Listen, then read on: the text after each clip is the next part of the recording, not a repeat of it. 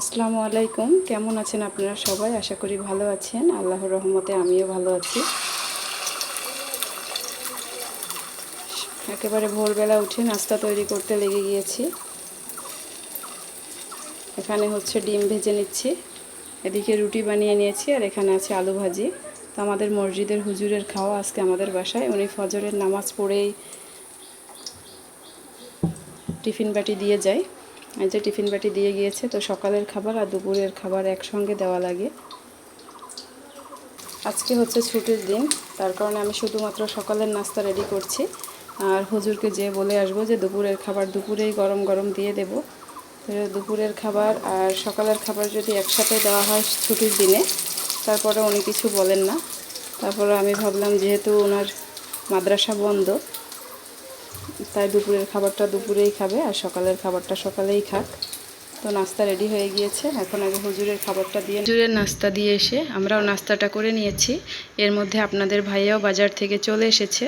তো নিয়ে এসেছে একটা আনারস, আর এখানে আছে আমড়া, এখানে একটা কলার মোচা নিয়ে এসেছে, আর এখানে আছে আম,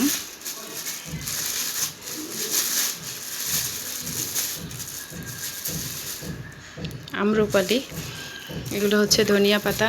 আর এখানে 2 পদের মাছ এনেছে আজকে, লোটে মাছ আর চিংড়ি মাছ। ব্যাগের মধ্যে আছে কাঁচামরিচ আর পেঁয়াজ। যেহেতু আপনাদের ভাইয়া কোনো সবজি নিয়ে আসেনি, তাই মাঠ থেকে কিছুটা ভেন্ডি উঠিয়ে নিয়ে আসলাম। একটু বেশি হয়ে গিয়েছে, তাই না? এখন এই ভেন্ডি রান্না করব।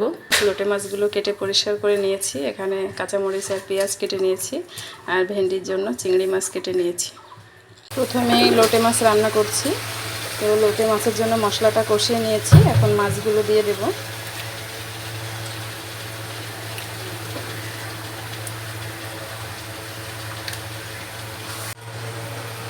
মাছের গায়ে মশলাগুলো মাখিয়ে দিয়েছি, এবার হচ্ছে ঢাকা চাপা দিয়ে দেব। এবার এর মধ্যে আস্তে আস্তে হবে। আর এই দিক দিয়ে রান্না হচ্ছে গরুর মাংস। লোটে মাছটা প্রায় রান্না করা হয়ে গিয়েছে, এখন কিছু ধনেপাতা কুচি কুচি করে নিয়েছি, এগুলো উপর দিয়ে দিয়ে দিচ্ছি।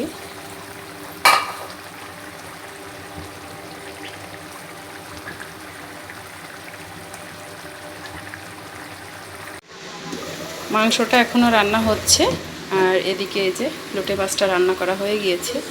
আর রান্না করতে করতে এদিকে আমি এই যে কাঁচামরিচগুলোর বোটা সব ছাড়িয়ে নিয়েছি, এখন ফ্রিজে রেখে দেব। মাংসটা এখনও রান্না হচ্ছে আর লোটে মাছটা রান্না করা হয়ে গিয়েছে। এখন শুধু ভেন্ডিটা রান্না করলে হয়। এদিক দিয়ে ভাতটাও হয়ে গিয়েছে। আর রান্না করার ফাঁকে যে আমি কাঁচামরিচের বোটাগুলো সব ছাড়িয়ে নিয়েছি, এখন এগুলো ফ্রিজে রেখে দেব।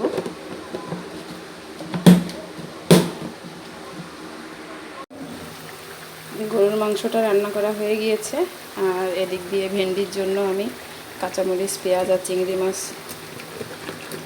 কষিয়ে নিয়েছি। তারপর এখন ভেন্ডি দিয়ে দিলাম।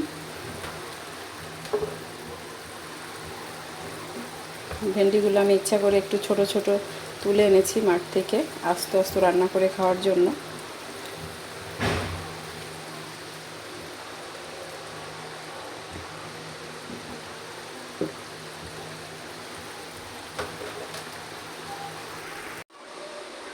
হুজুরের ভাতটা আগে রেডি করে নিয়েছি, আর আমরা হচ্ছে পরে খাবো। আগে হুজুরকে ভাতটা দিয়ে আসি।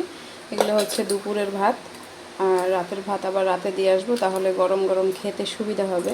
যেহেতু মসজিদ একেবারে আমাদের পাশে, তার কারণে প্রতি ওয়াক্তের ভাত ওয়াক্তে দিলে ভালো হয়।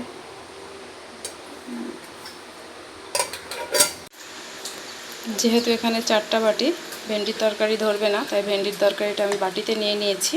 এখন হুজুরের খাবারটা দিয়ে আসবো। দুপুরের খাওয়া দাওয়া শেষ করে একটু রেস্ট নিলাম। এখন বিকালের দিকে আমরা একটু নার্সারিতে যাচ্ছি কয়েকটা গাছ আনার জন্য। জান্নাতের আব্বু যাওয়ার আগে গাছগুলো লাগিয়ে দিয়ে যেতে চাচ্ছে, বলছে আমি পরের বার যখন আসবো তখন গাছে ফল ধরবে। তো যাই দেখি কি কি গাছ পাওয়া যায়। আর আমার ছেলে আগে আগে হেঁটে চলে যাচ্ছে। চলে এসেছি রাস্তায়, এখন ভ্যানের জন্য অপেক্ষা করছি।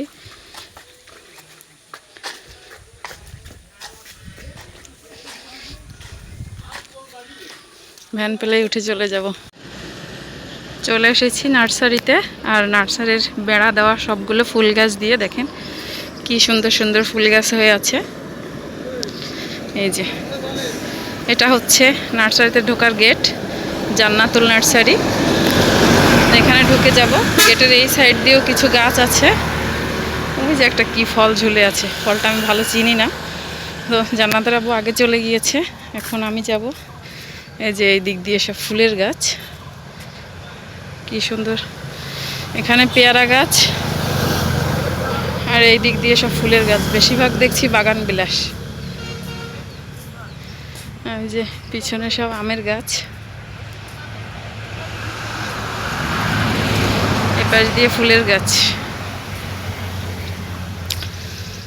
এইগুলো ঝাউ গাছের মতো লাগছে, সম্ভবত ঝাউ গাছ।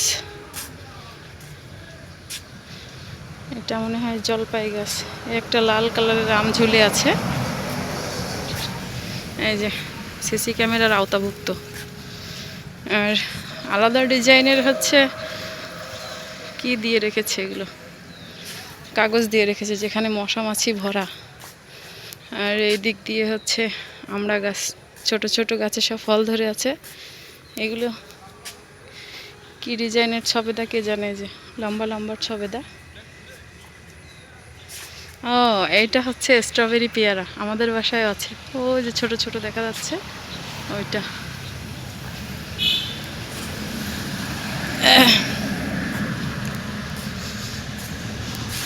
এগুলো হচ্ছে মাতৃ গাছ, এগুলো বড় গাছ।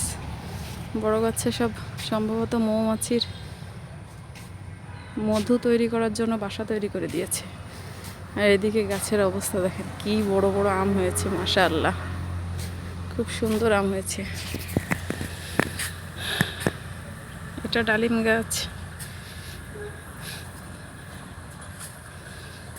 ওইদিকে সব ছোট ছোট গাছ।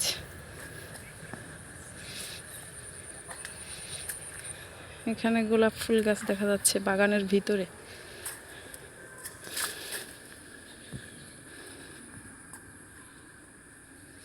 এই যে এটা প্রকৃত হচ্ছে বেড, এখানে চারা তৈরি করে তারপর ওইদিকে নিয়ে রাখে সিরিয়াল দিয়ে।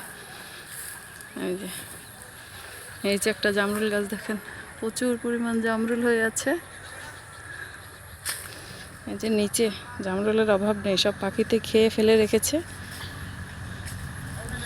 এখান থেকেই চারা তৈরি করে। এটা কি বাড়ি 4? এই যে সাদা কালারের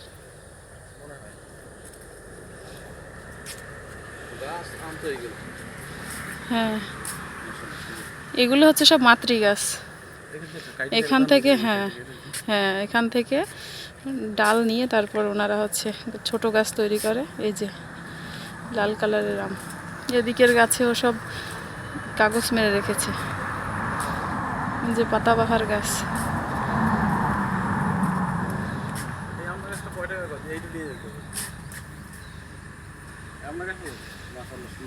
হ্যাঁ,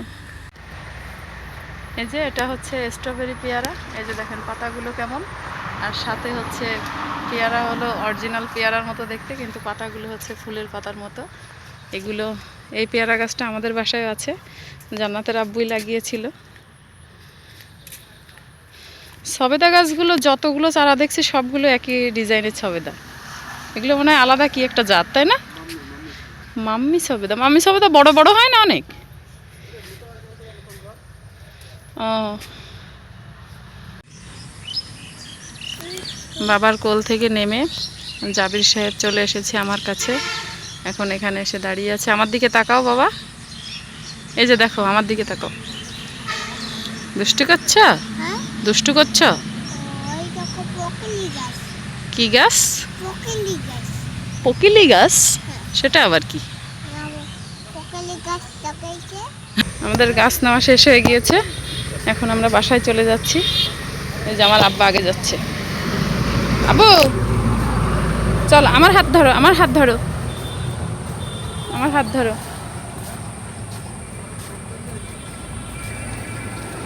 এই যে আমরা যে গাছগুলো কিনেছি এগুলো এনে এনে যে রাস্তার পাশে রাখছে। তো এগুলো আলাদা ভ্যানে যাবে আর আমরা আলাদা ভ্যানে যাব। হ্যাঁ চলেন আমরা চলে যাই।